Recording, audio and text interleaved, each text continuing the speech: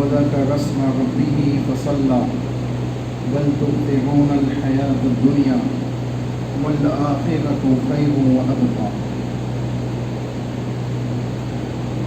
إن هذا لفي الصحف الأولى صحف إبراهيم وموسى. وقال في موضع آخر بسم الله الرحمن الرحيم يا أيها الذين آمنوا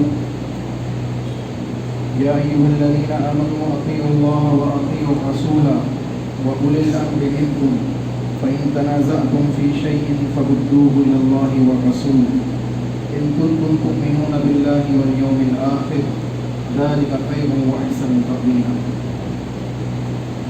تمام قسم کی حمد و ثنا بڑائی وحدہ لا شریک خالق کائنات مالک ارض و سما کی لائق و ذبح ہے، جو تمام جہانوں کا اکیلا خالق اور مالک ہے، وہی رب العالمین ہے، اسی کے لیے تمام تر عبادتیں ہیں اور وہی تمام تر عبادتوں کا اکیلا مستحق ہے۔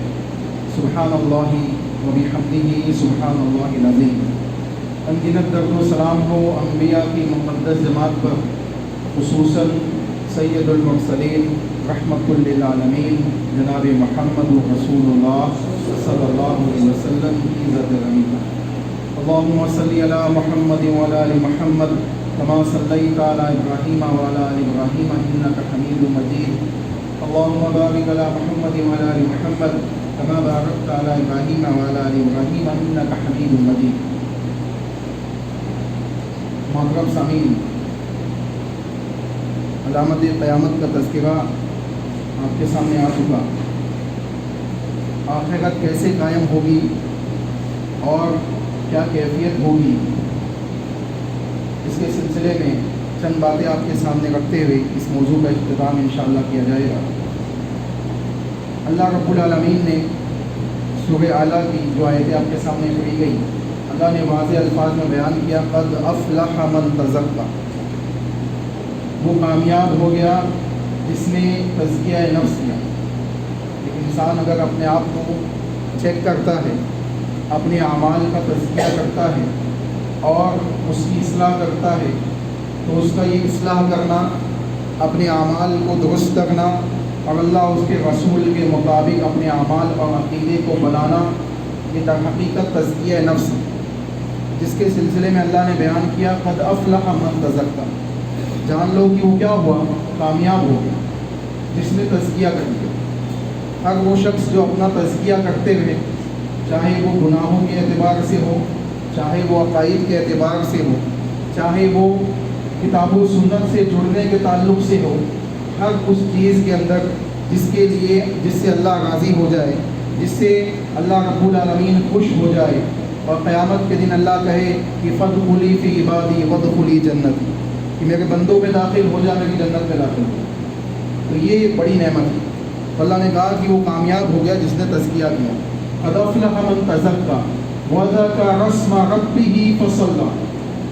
اور دوسری علامت کیا بیان کی کامیاب ہونے والے کی، کہ اللہ کے ناموں کا ذکر کیا، یعنی اللہ رب العالمین کی عبادات کے ساتھ زندگی گزاری، وہ چاہے عبادت زبانی ہو، ذکر والی ہو، یا فصلہ بدنی عبادت یعنی نماز اور اس قسم کی دوسری تمام عبادت۔ تو دوسری چیز بیان کی گئی کہ وہ کامیاب ہو گیا جس نے اللہ کا ذکر کیا، اللہ کے ناموں کو یاد رکھا اللہ کے ذکر کے ساتھ، اور نماز کی پابندی کی، نمازوں کو ادا کیا۔ وَذَكَرَ اسْمَ رَبِّهِ فَصَلَّى بَلْ تُؤْثِرُونَ الْحَيَاةَ الدُّنْيَا۔ اب یہ دو چیزیں اللہ نے بیان کر دی کہ کامیاب ہونے والے کون ہیں۔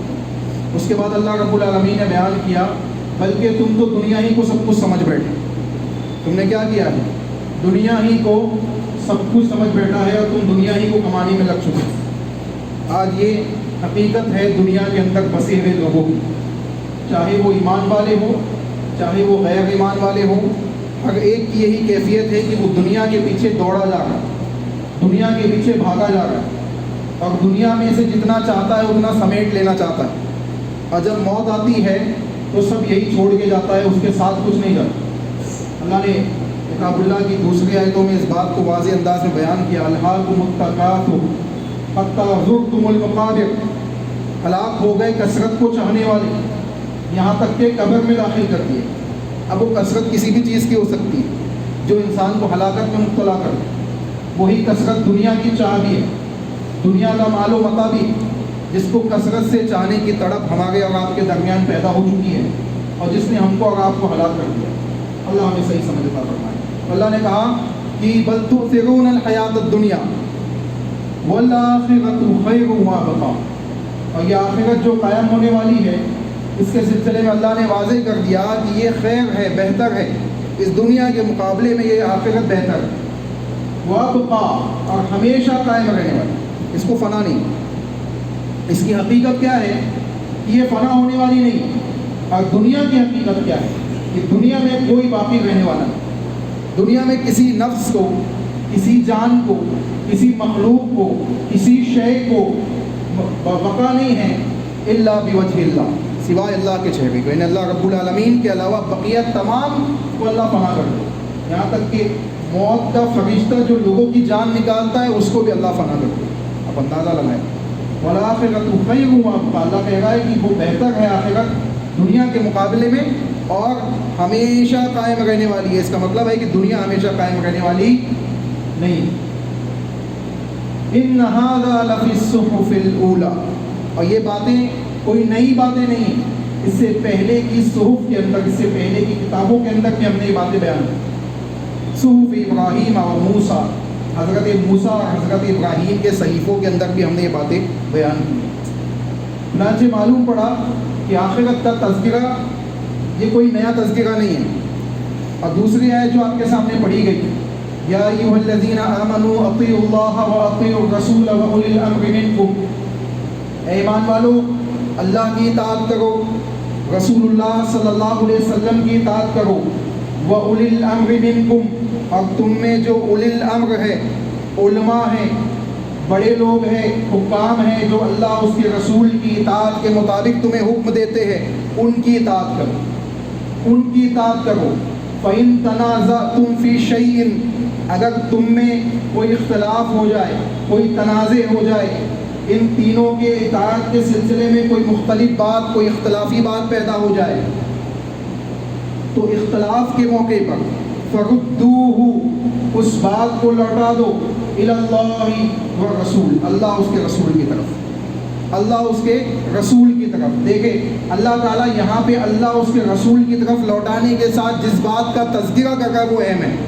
اللہ تعالیٰ بیان کر رہا ہے ان کنتم تؤمنون باللہ والیوم الآخر، اگر تم اللہ پر اور یوم آخرت کے اوپر ایمان رکھتے ہو، اگر تم اللہ پر اور یوم آخرت کے دن کے اوپر ایمان رکھتے ہو تو تم اپنے اختلافی مسائل کو اللہ اس کے رسول کی طرف لوٹاؤ گے۔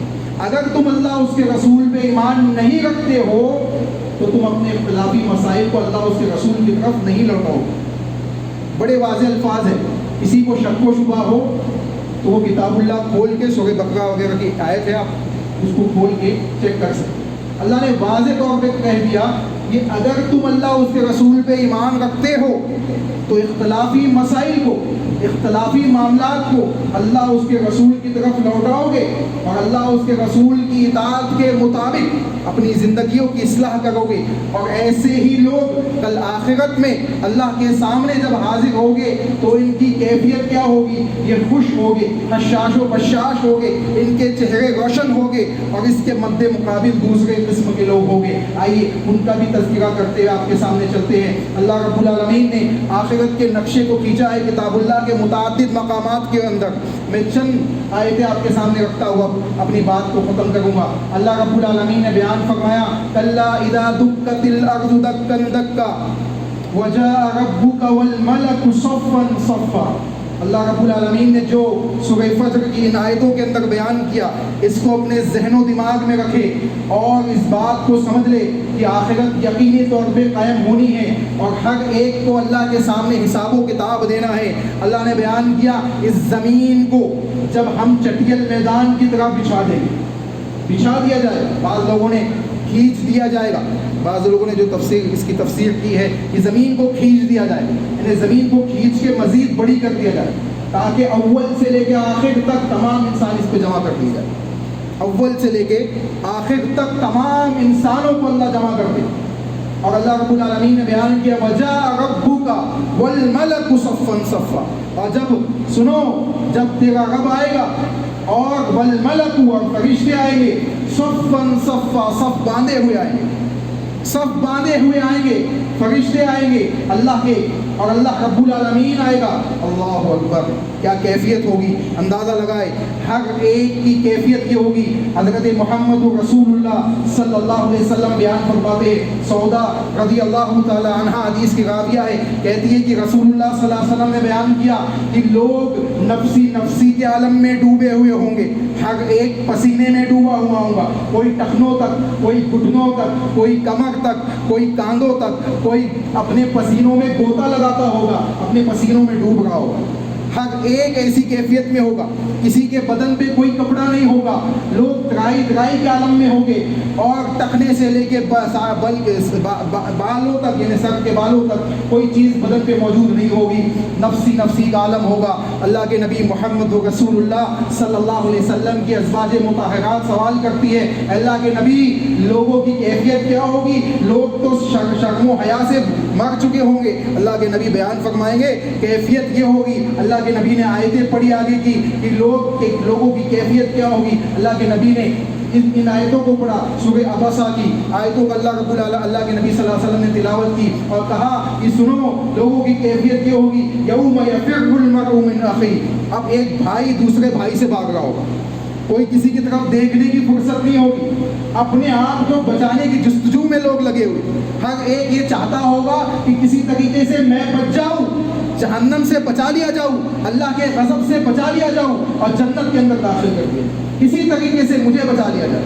یہ کیفیت ہوگی، یہ کیفیت ہوگی کہ بھائی بھائی کے کام نہیں آئے گا۔ اللہ نے کہا فَإِذَا جَاءَتِ الصَّاخَّةُ، سنو جب سور پھونک دیا جائے گا، قیامت قائم کر دی جائے گی، کانوں کو پھاڑ دینے والی قیامت کو قائم کر دیا جائے گا، تب سنو کیا ہوگا، یوم یفر المرء من اخیہ، ایک بھائی دوسرے بھائی سے بھاگے گا، وصاحبتہ، اللہ نے آگے بیان فرمایا من اخیہ وامہ وابیہ، وامہ وابیہ، والدین ایک بچوں سے بھاگیں گے، سب سے محبت والا رشتہ جو ماں باپ کا ہوتا ہے، ماں کا ہوتا ہے بچوں سے، والد محترم کا ہوتا ہے، وہ والدین بھی اپنے بچوں سے دور بھاگیں گے، وہ میاں بیوی ایک دوسرے سے بھاگیں گے، وہ میاں بیوی جو دنیا کے اندر ایک دوسرے کی محبت کے ساتھ زندگیاں گزارتے ہیں، وہ میاں بیوی بھی اپنے ایک دوسرے سے بھاگیں گے، وصاحبتہ وبنیہ لکل امرئ منہم یومئذ شأن یغنیہ، اس دن ہر ایک یہ چاہے گا کہ کسی طریقے سے میں بچ جاؤں، دوسرے کا کیا ہوتا ہے مجھے نہیں معلوم،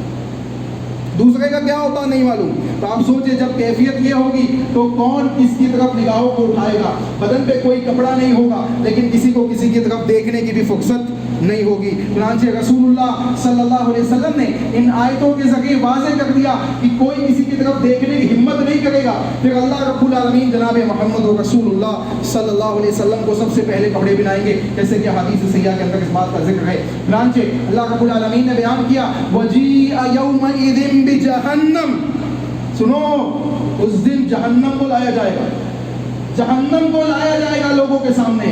اللہ اکبر. اب فرشتے کھینچ کر لائیں گے، فرشتے کھینچ کر لائیں گے، کئی لگامیں اس کو لگی ہوئی ہوگی، فرشتوں کے ذریعے کھینچا جائے گا. یومئذ یتذکر الانسان، اللہ رب العالمین نے بیان کیا اس دن ہر انسان جان لے گا وَأَنَّىٰ لَهُ الذِّكْرَىٰ، جو کچھ نیکی، جو کچھ بدی، جو کچھ اچھے اور برے کام اس نے کیا تھا سب اس کو یاد آنے لگے، سب اس کو یاد آنے لگیں گے. اور وہ سوچے گا، اس کے ذہن و دماغ میں یہ بات آئے گی کہ کاش اللہ مجھے لوٹا دے دنیا میں، کاش مجھے لوٹا دیا جائے. ایک ایسا شخص بھی مسند احمد کی حدیث کے مطابق اللہ کے نبی محمد رسول اللہ صلی اللہ علیہ وسلم نے ارشاد فرمایا اگر دنیا میں کوئی ایسا شخص بھی پیدا ہو جائے جو پیدائش سے لے کے وفات تک اللہ کے حضور سجدے میں پڑا گئے، یعنی اتنی عبادت کرے کہ کبھی اس نے اللہ کی نافرمانی نہ کی ہو، کبھی اس نے اللہ رب العالمین کی عبادات سے غفلتیں نہ کی ہو، ایک ایسا شخص بھی اگر ہوگا تو اس کے ذہن و دماغ میں بھی یہ بات آئے گی کہ دنیا میں میں نے کچھ نہیں کیا، اللہ مجھے لوٹا دے، میں پھر اللہ کو خوش کر دوں. یہ کیفیت ہو.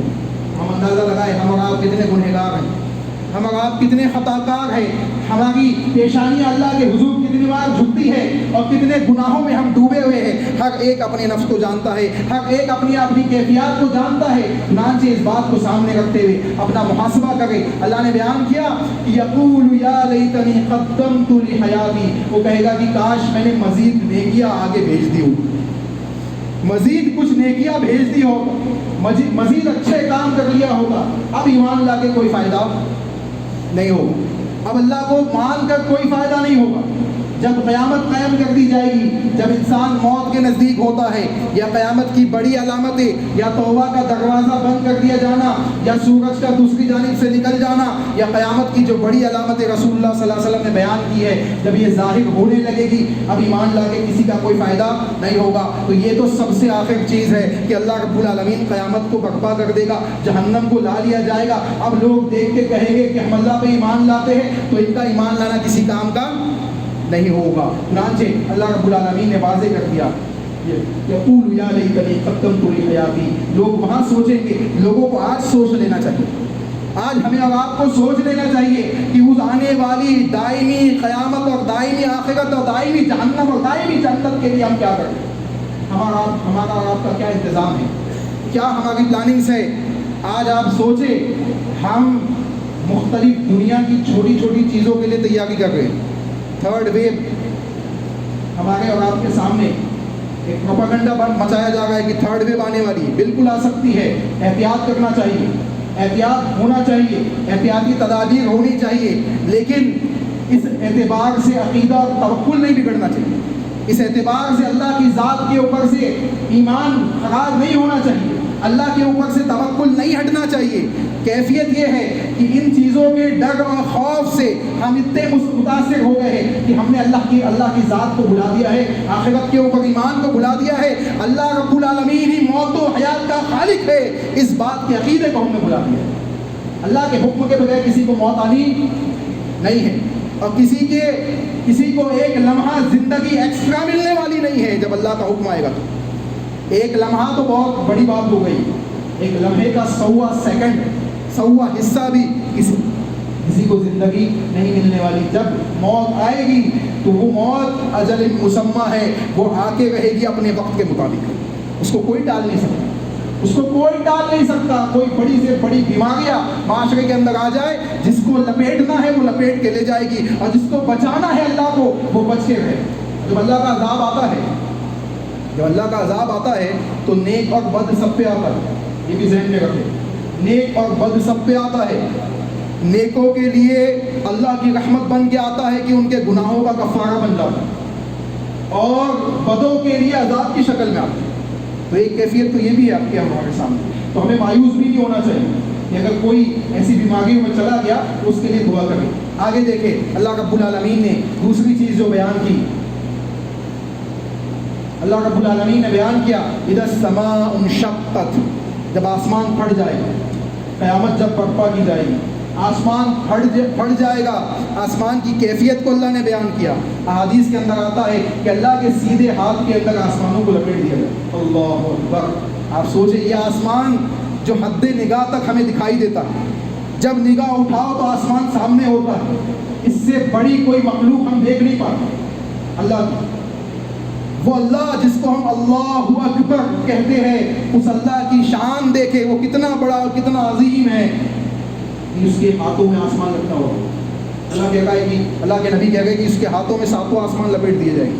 اللہ اکبر. چنانچہ اللہ نے کہا اذا السماء انشقت واذنت لربها وحقت. اور اس کی کیفیت یعنی آسمان کی کیفیت بھی یہ ہے کہ جو اللہ کا حکم ہوگا اس کو سننے کے لیے وہ بیدار ہے. اللہ کا جو حکم ہوگا اس کو سننے کا وہ کیا ہے, منتظر ہے. وَإِذَا الْأَرْضُ مُدَّتْ وَأَلْقَتْ مَا فِيهَا وَتَخَلَّتْ. اور زمین کی کیفیت کیا ہے؟ زمین کو اللہ کھینچ دے گا اور زمین کو حکم دے گا کہ جو کچھ تیرے اندر ہے سب کو اگال کے رکھ دے, سب نکال دے. وَتَخَلَّتْ. وہ خالی کر دے گی اپنے آپ کو خالی کر دے گی. سورہ زلزال پڑھ لیجیے, سورہ زلزال پڑھ لیجیے, آپ کو زمین کی حقیقت اور زمین کی کیفیت آپ کے سامنے آ جائے گی کہ آخرت میں زمین کی کیا معاملہ ہو.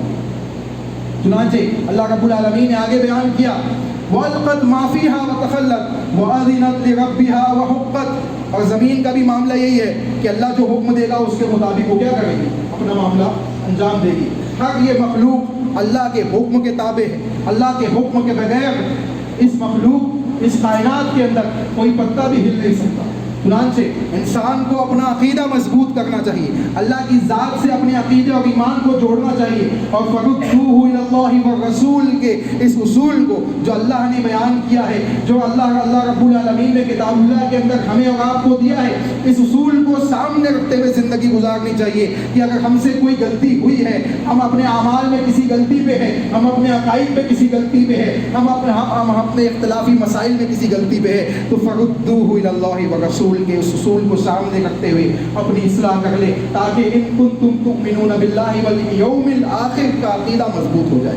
اللہ ہمیں توفیق عطا فرمائے, اللہ ہمیں سمجھ عطا فرمائے. اللہ رب العالمین نے اس کیفیات کو بھی بیان کر دیا کہ اس دن کچھ لوگ ایسے ہوں گے جن کو سیدھے ہاتھ میں اللہ نامہ اعمال دے گا, سیدھے ہاتھ میں نامہ اعمال دے گا, اور یہ خوشی خوشی لوگوں کے سامنے جائیں گے, اپنے اہل و عیال کے پاس جائیں گے اور ان کو نامہ اعمال دکھائیں گے, نامہ اعمال دکھائیں گے.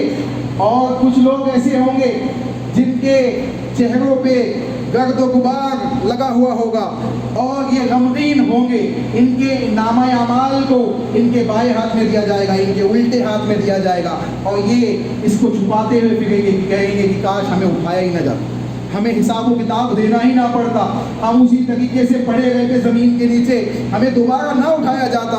اللہ رب العالمین واضح کر دے گا ان دو قسم کے گروہوں کے درمیان. ایک وہ ہوں گے جن کو آرڈر دیا جائے گا فَادْخُلِي فِي عِبَادِي وَادْخُلِي جَنَّتِي یا ایھا النفس المطمئنہ, اے مطمئنہ نفس میرے بندوں میں داخل ہو جا, میرے بندوں میں داخل ہو جا. فَادْخُلِي فِي عِبَادِي, میرے بندوں میں داخل ہو جا.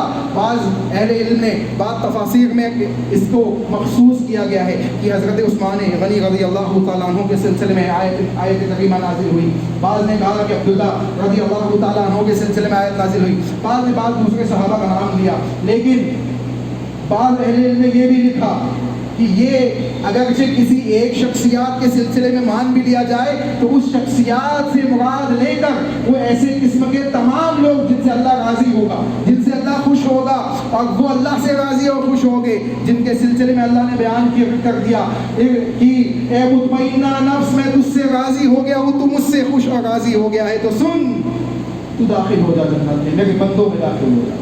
ایک قسم کے گروہ تو یہ ہوگا. دوسرا وہ ہوگا ترہقھا قترہ, جن کے چہروں پہ غبار آلود ہوگا کفر کی وجہ سے, یہ غمزدہ ہوں گے اور ان کو گھسیٹ کے جہنم میں داخل کیا جائے گا. ان کے الٹے ہاتھ میں نامہ اعمال دیا جائے گا, یہ اپنے منہ کو چھپاتے ہوئے پھریں گے, اپنے نامہ اعمال کو چھپاتے ہوئے پھریں گے. ایسے بھی لوگ ہوں گے. اللہ سے دعا ہے کہ اللہ ہمیں سیدھے ہاتھ والوں میں شامل فرمائے. اللہ سے دعا ہے کہ اللہ ہمیں جنت والوں میں شامل فرمائے. اللہ سے دعا ہے کہ ہمیں جنت الفردوس والوں میں شامل فرمائے. اللہ سے دعا ہے کہ اللہ ہمیں بنا حساب و کتاب جنت میں جانے والے لوگوں میں شامل فرمائے. اللہ سے دعا ہے کہ اللہ ہمیں عرش کے نیچے سایہ پانے والے لوگوں میں شامل فرمائے. حوض کوثر سے جام حاصل کرنے والے لوگوں میں شامل فرمائے. اللہ ایسے لوگوں میں شامل فرما جن کو تیرا آرڈر ہوگا کہ جنت میں داخل ہو جاؤ, میرے بندوں میں داخل ہو جاؤ. اے نفس مطمئنہ والے لوگوں میں ہمیں شامل فرما. اے اللہ ہمارے گناہوں کو معاف فرما. اے اللہ ہم سے جو غلطیاں سرزد ہوئی سے معاف فرما. اے اللہ ہم سے جو کوتاہیاں عبادات کے سلسلے میں ہوتی ہے اے اللہ اس کی اصلاح کرنے کی توفیق عطا فرما. اے اللہ اس کی اصلاح کرنے کی توفیق عطا فرما. اے اللہ معاشرے کے اندر جو بیماریاں جو وبائیں پھیلی ہوئی ان سے ہماری حفاظت فرما. اے اللہ جو وبائیں بیماریاں پھیلی ہے اللہ ان سے حفاظت فرما. اے اللہ ہمارے گناہوں کو معاف فرما. اے اللہ ہمارے گناہوں کو معاف فرما. اے اللہ ہمارے گناہ ہی ہیں جو زمین میں, فضاؤں میں, خشکی میں, تری میں, تمام جگہ پہ ہمارے گناہوں کی وجہ سے فساد پھیلا ہوا ہے. اے اللہ ہم اپنے گناہوں سے توبہ کرتے ہیں. اے اللہ ہم اپنے گناہوں سے معافی مانگتے ہیں. اے اللہ ہم اپنے گناہوں سے توبۃ النصوحہ کرتے ہیں. اے اللہ تو ہماری توبہ کو قبول فرما. اے اللہ تو تواب ہے, ہماری توبہ کو قبول فرما. اے اللہ تو رحیم ہے, ہم پہ رحم فرما. اے اللہ تو رحمان ہے. اے اللہ جس طریقے سے تو تمام کائنات کے لوگوں پہ رحم فرماتا ہے, تمام مخلوقات پہ تیرے رحمان اور رحیم والی صفات ملحق ہے. اے اللہ ہم تجھ سے دعا کرتے تو ہم پہ بھی رحیم بن جا. اے اللہ تو ہم پہ بھی اپنی رحمت کو سایہ فگن فرما. ہم پہ بھی رحمان اور رحیم کی صفات کے ذریعے اے اللہ تو ہم پہ بھی رحیم ہو جا. اے اللہ ہمارے گناہوں کو معاف فرما. اے اللہ ہمارے گناہوں کو معاف فرما. اے اللہ تو اپنی رحمت میں ڈھانپ کر عفو و عافیت کے ساتھ دنیا و آخرت میں کامیابی عطا فرما. اے اللہ اپنی رحمت میں ڈال کر دنیا و آخرت میں کامیابی عطا فرما. اے اللہ ہم سے جو گناہ سرزد ہوئے اسے معاف فرما. اے اللہ جہنم کی آگ سے ہم تمام کی حفاظت فرما. اے اللہ جہنم کی بھاپ سے بھی ہم تمام کی حفاظت فرما. اے اللہ جہنم کی بھاپ سے بھی ہم تمام کی حفاظت فرما. اے اللہ جنت الفردوس میں جگہ عطا فرما. اے اللہ تیری رحمت میں ڈھانپ کر ہمیں جنتوں میں داخل فرما. اے اللہ ہمارے گناہوں کو معاف فرما. اے اللہ جو لوگ اس دنیا میں موجود ہیں ایمان والے ہیں اے اللہ ان کو مختلف فتنوں سے محفوظ فرما. اے اللہ مختلف فتنوں سے محفوظ فرما. اے اللہ مختلف فتنوں سے محفوظ فرما. اے اللہ جو اس دنیا سے جا چکے ہیں ان کی قبروں کو جنت کا باغ بنا. ان کے لیے معاملات کو آسان فرما. عذاب قبر سے ان کو محفوظ فرما. اے اللہ ان کے لیے جنت کی بستروں کو بچھا دے. اے اللہ ہم بھی کل جانے والے ہیں اس دنیا سے. اے اللہ ہم سب کو جانا ہے. اے اللہ ہمیں بھی ہمارے لیے بھی آگے کے راستوں کو آسان فرما. ہمارے لیے بھی آگے کی منزلوں کو آسان فرما اور امن و امان کے ساتھ اللہ تیری عفو و عافیت کے ساتھ دنیا و آخرت میں کامیابی عطا فرما. ربنا تقبل منا انك انت السميع العليم وتب علينا انك انت التواب الرحيم برحمتك يا ارحم الراحمين.